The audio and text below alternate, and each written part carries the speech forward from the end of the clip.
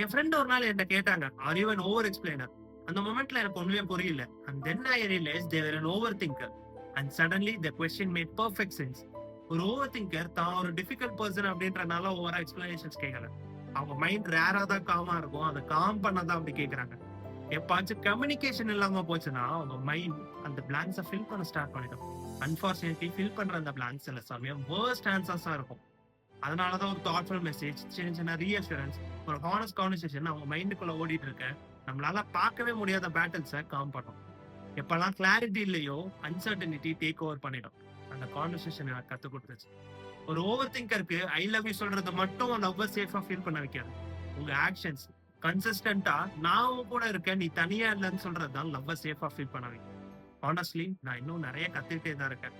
அப்படி உங்க பார்ட்னர் ஒரு ஓவர் திங்கரா இருந்தா கமெண்ட்ஸ்ல மென்ஷன் பண்ணி நான் இருக்க கூடன்னு